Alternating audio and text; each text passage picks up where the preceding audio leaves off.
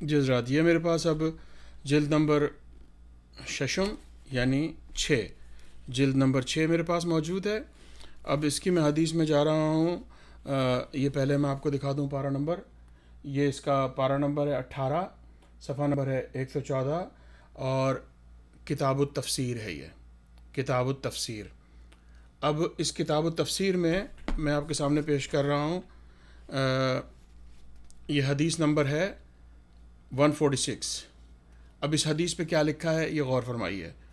ہم سے فضل بن سہل بغدادی نے بیان کیا، کہا ہم سے ابو نضر نے، کہا ہم سے ابو خثیمہ نے، کہا ہم سے ابو الجویریہ نے، انہوں نے ابن عباس رضی اللہ عنہ سے، انہوں نے کہا کہ کچھ لوگ خواہ مخواہ ٹھٹے کی راہ سے حضرت صلی اللہ علیہ وآلہ وسلم سے سوالات کیا کرتے تھے۔ کوئی پوچھتا میرا باپ کون تھا، کوئی پوچھتا کہ میری اونٹنی گم ہو گئی، بتلائیے وہ کہاں ہے۔ اس وقت اللہ تعالیٰ نے یہ آیت نازل فرمائی، اے ایمان والو مت پوچھو ایسی باتیں، مت پوچھو ایسی باتیں، ایسی چیزوں کے بارے میں کہ اگر تم پر ظاہر ہوں تو تم کو بری معلوم ہوں۔ یعنی یہ اصحاب ہیں، رسول اللہ کے سامنے بیٹھے ہیں۔ ہمارے پاس جو ایک کانسیپٹ ہے نا، جو میں نے عرض کیا ابھی، کہ بس گلے پہ تلوار رکھی ہوئی ہے کہ رسول اللہ حکم فرمائیں تو ہم اپنے ہاتھوں سے اپنے گردن کاٹ لیں۔ یہ سنیے، یہ ٹھٹے، یعنی جیسے کہ کوئی بدتمیز بچے استاد سے کلاس میں بدتمیزیاں کرتے ہیں، اس انداز سے یہ اصحاب رسول بیٹھ کر رسول اللہ کا مذاق کر رہے ہیں رسول اللہ سے۔ خواہ مخواہ کے سوالات کہ خدا کو آیت نازل فرمانی پڑی۔ کس لیے آئی ہے یہ آیت؟ یہ آیت آئی ہے اصحاب رسول کی وجہ سے، کہ جو کہ غیر ضروری ٹھٹھے کی غرض سے، یہ میرے لفظ نہیں، ٹھٹا مذاق کی غرض سے یہ رسول اللہ صلی اللہ علیہ وآلہ وسلم سے سوالات کیے جا رہے ہیں۔ یہ ہیں اصحاب رسول۔ ابھی آئیے میں آپ کو آگے لے کے چلتا ہوں۔ اب حضرات آپ کے سامنے پھر دوبارہ صحیح بخاری، یہ جلد نمبر اول، جلد نمبر 1۔ اب اس کو میں کھول رہا ہوں بیچ سے آپ کے سامنے۔ یہ میں آیا ہوں پارہ نمبر 2 پہ، صفحہ نمبر 314، کتاب الصلاۃ۔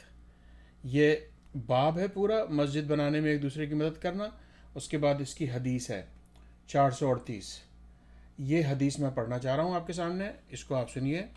ہم سے مسدد بن مسرحد نے بیان کیا، کہا ہم سے عبدالعزیز ابن مختار نے، کہا ہم سے خالد حذا نے، انہوں نے اکرمہ سے، انہوں نے کہا ابن عباس نے مجھ سے اور اپنے بیٹے علی رضی اللہ سے کہا، دونوں مل کر ابو سعید خدری کے پاس جاؤ اور ان کی حدیثیں سنو۔ ہم گئے، دیکھا تو وہ اپنے باغ کو درست کر رہے تھے۔ ہم کو دیکھ کر انہوں نے اپنی چادر لی اور گوٹ مار کر بیٹھ گئے۔ پھر حدیث بیان کرنا شروع کی۔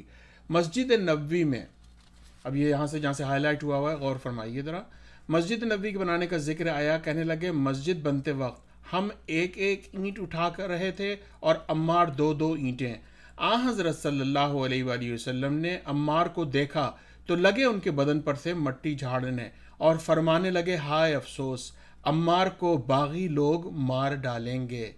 حضرت عمار یاسر رسول اللہ کے صحابی، ان کے بارے میں آپ خود رسول اکرم صلی اللہ علیہ وآلہ وسلم کی زبان مقدس سے ارشاد ہے کہ آپ نے فرمایا کہ افسوس، عمار کو باغی لوگ مار ڈالیں گے، یہ تو ان کو بہشت کی طرف بلائے گا اور وہ اس کو دوزخ کی طرف بلائیں گے۔ اور ابو سعید نے کہا، عمار کہا کرتے تھے، میں فتنوں سے اللہ کی پناہ مانگتا ہوں۔ اب آگے بہرحال انہوں نے پوری طریقے سے لکھا ہے۔ عمار بن یاسر بہت بڑے جلیل القدر صحابی تھے، اور پھر آگے یہ بھی ظاہر ہے، یہ سب کو معلوم بھی ہے اور یہاں پر لکھا بھی ہے کہ حضرت عمار یاسر جو تھے وہ صفین میں حضرت علی کی طرف سے آئے تھے اور معاویہ والوں کے ہاتھوں قتل ہوئے تھے۔ تو بہرحال میں اس حدیث پر دوبارہ آپ کے سامنے پیش کر رہا ہوں۔ حدیث کو غور کریں، ہم کسی انسان کی تفسیر کو ہمیں مطلب نہیں ہے۔ رسول اکرم کے الفاظ کیا ہیں؟ آپ فرما رہے ہیں کہ عمار کو باغی لوگ مار ڈالیں گے، یہ ان کو بہشت کی طرف بلائے گا۔ بلانے میں یہ غور کیجئے لفظوں کی ہیر پھیر کو، یہ بہشت کی طرف بلائیں گے اور وہ اس کو دوزخ کی طرف بلائیں گے۔ دیکھیں، بلایا جاتا ہے اس طرف کہ میں آپ سے کہوں کہ آپ میرے گھر آئیے، میں آپ کو گھر بلا رہا ہوں اپنے، یعنی میں گھر میں موجود ہوں اس لیے آپ کو گھر بلا رہا ہوں۔ میں کسی جگہ پر آپ کا انتظار کر رہا ہوں، میں آپ کو کہہ رہا ہوں کہ آپ میری طرف آئیے تو میں آپ کو بلا رہا ہوں۔ لیکن اگر میں وہاں پر خود موجود نہیں ہوں تو میں آپ کو بھیج رہا ہوں، میں آپ سے کہہ رہا ہوں کہ آپ وہاں جائیے، میرے لیے فلانی چیز وہاں رکھی ہے، وہاں سے پک کر لیجئے تو بڑی نوازش ہوگی، تو میں آپ کو بھیج رہا ہوں۔ اب میں یہ نہیں کہہ سکتا کہ میں آپ کو بلا رہا ہوں کہ آپ پک کر کے چیز میں، یہ بڑی غلط بات ہے، یعنی کہیں سے بھی گرامر کے حساب سے ٹھیک نہیں ہوتی۔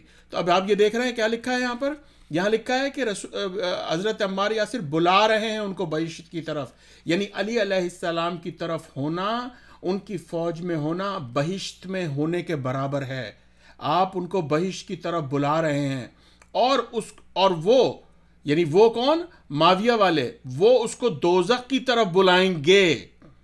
یعنی جب ان لوگوں نے کوشش کی حضرت عمار یاسر کو کہ جنگ نہ کریں اور وہ ان کے ساتھ شامل ہو جائیں، تو اس کے لیے آپ فرما رہے ہیں کہ وہ اس کو دوزخ کی طرف بلائیں گے، یعنی کہ معاویہ اور معاویہ کے فوج کا ساتھ دینا دوزخ میں ہونے کے برابر ہے، وہ دوزخ میں کھڑے ہوں گے۔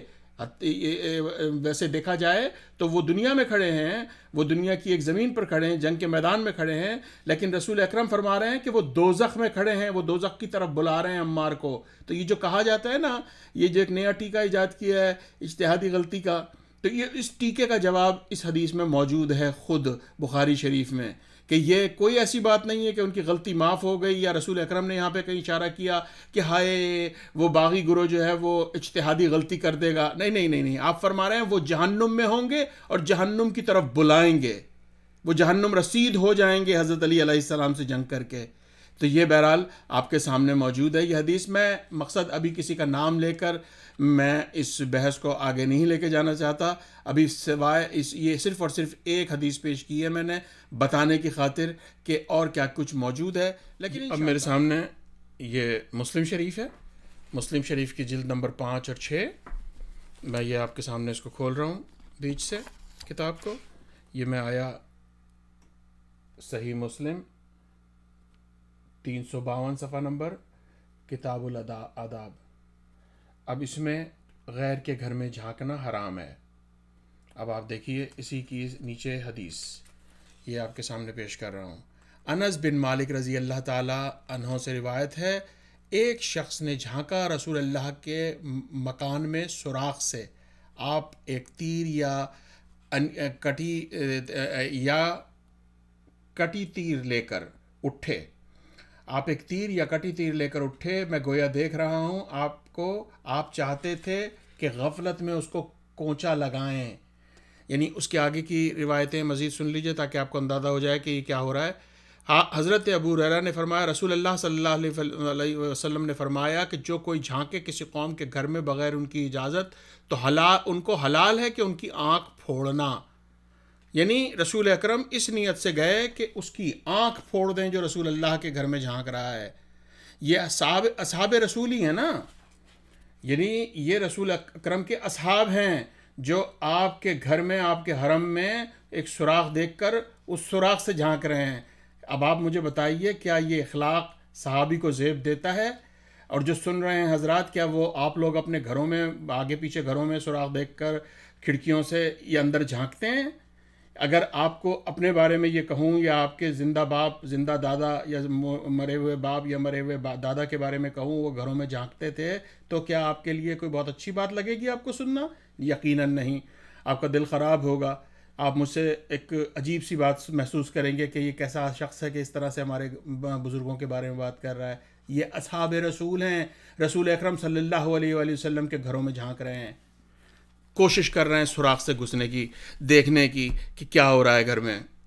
تو اس طرح سے چیزیں بہت ساری ہیں۔ میں انشاءاللہ یہ حدیث یہ ریکارڈنگ زیادہ لمبی نہ ہو جائے، اس لیے میں اس بات کو مد نظر رکھتے ہوئے، میں اصل مقصد میرا کیا ہے، قانون ساز اداروں سے ان کو بتانا کہ اگر کوئی لا قانون پاس کرنا چاہتے ہیں تو خدا کے واسطے ہمیں ان تمام اصحاب کے نام چاہیے کہ جو اصحاب جن کے بارے میں بخاری شریف لکھ رہی ہے کہ ان کو جہنم یعنی کہ حوض کوثر پہ لایا جائے گا اور حوض کوثر سے ان کو ہنکایا جائے گا اور جہنم میں کھینچ کے بھیجا جائے گا۔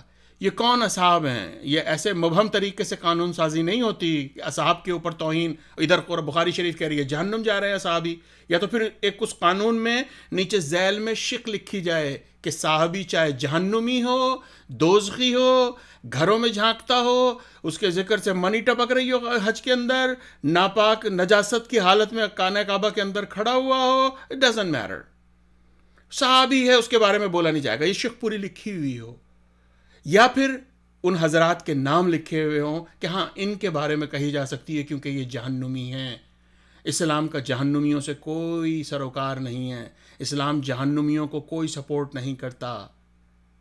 اب اگر جہنمیوں کو سپورٹ کرنا چاہتا ہے کوئی تو پھر وہ اس قانون میں لکھے کہ جہنمیوں کو کھلی آزادی ہے، ان کی بے عزتی نہیں کی جا سکتی، ان کی عزت کا خیال رکھا جائے گا. تو میرا سب سے بڑا جو ایک مطالبہ ہے گورنمنٹ پاکستان سے کہ اگر یہ قانون پاس ہوتا ہے تو ان تمام اصحاب رسول کے نام ڈھونڈے جائیں، اور ان اصحاب رسول کے نام جتنی میں نے حدیثیں، ابھی تو یہ بہت ہی کچھ چند حدیثیں پیش کر رہا ہوں، ویسے تو ہمارے علماء اکرام نے ان پر بہترین کام کر رہے ہیں، وہ اپنی تقاریر ریکارڈ کرا رہے ہیں.